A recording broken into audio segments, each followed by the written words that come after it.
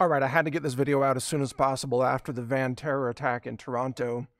First of all, let me say my prayers go out to those victims and the families of those victims in Toronto. No one should ever have to suffer at the hands of what looks like terrorism. Now, the reason I'm doing this video right now is because I have an animation that sort of depicts this, and I've been working on that animation for a couple of months. And I have to put it out right now so you know that I didn't do the animation in response to the Toronto attack, not making fun of the Toronto attack. I'm actually making fun of CNN and their fake news. So let me show you what I'm talking about. This is a picture of the van, the Ryder van, that was driven by the attacker in Toronto. And then in my cartoon that I'm releasing now, this is a picture of the van and the driver in my cartoon. And as you'll see from this cartoon, it's impossible that I couldn't have created this cartoon in one day. This cartoon took months. You have to storyboard it, you have to do the voiceovers, you have to do the animation feedback and everything. Let me play a few minutes of it for you here so you can see. This is CNN breaking news. According to on-the-scene reports, a white man in a black van has just mowed down innocent pedestrians.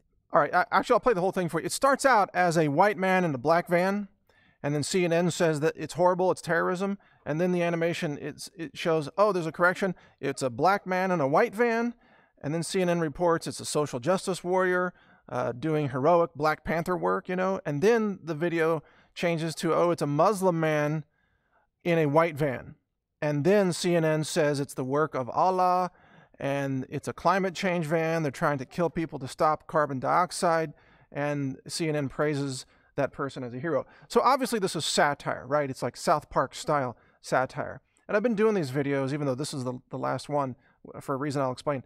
I've been doing these videos from time to time on counterthink.com.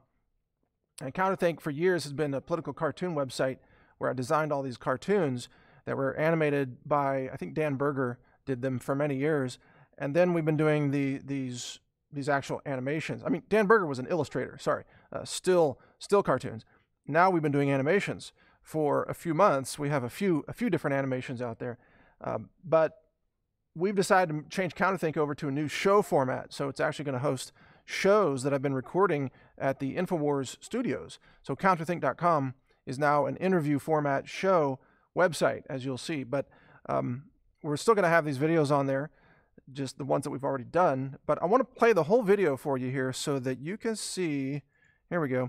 So you can see the full video that I'm releasing now just hours after the van attack in Toronto. And you'll be able to see that there's no way we could have done this video in just a few hours after the attack. Here we go. This is CNN breaking news. According to on-the-scene reports, a white man in a black van has just mowed down innocent pedestrians on a sidewalk in New York. This, we are being told, is the latest act of extreme hatred and domestic terrorism carried out by white people who are dangerous and must be eliminated from existence in order for our world to find peace. No one is surprised that the driver was white, because we all know here at CNN that whites are filled with intolerance and racism. No doubt the driver was also a Trump supporter, because Trump is a racist bigot who conspired with the Russians to steal the election. Hold on. Is that right? We have a correction. We're now being told that it was not a white man in a black van, but rather a black man in a white van. According to on-the-scene reports, a black man has just carried out an act of courageous resistance to President Trump's racist regime by fighting back against oppression and tyranny, lashing out against his oppressors in the name of social justice and equality. This oppressed black man was obviously denied his civil rights, so as a last resort, he used a vehicle to strike back against his oppressors through an act of tremendous courage. This man is a national hero who should be celebrated for his contribution to a fair and free society, which we would have had anyway if Trump hadn't stole the election with the Russians. Just a minute. Are you sure about that? We have another correction. CNN has now learned that the driver was actually a dark-skinned Muslim refugee in a white van who is fighting to halt climate change. CNN can now report that the van incident in New York that took the lives of 12 pedestrians was an act of love carried out by a member of a peaceful religion who sought to end the violence committed by heterosexual white Christians while reducing the effects of climate change caused by people breeding. Guided by the hand of Allah, a Muslim refugee has taken tremendous steps in moving this world toward the goal of peace and coexistence, while reducing the carbon footprint of people who are destroying the world by breathing out carbon dioxide.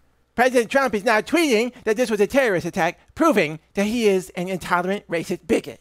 This is CNN. All right, so that's the video there. That's why you can see why I wanted to get this out right now. You know, and just by looking at it, you know this would take weeks to produce. Bottom line is, you know, this is a satire video, and CNN is fake news, and they refuse to report the truth about these attacks when there are, you know, Middle Eastern terrorists involved. And these attacks continue in places like Paris. They continue in places like Florida, at that gay bar in Florida, Orlando. They continue in places like Toronto and New York City and San Bernardino, California.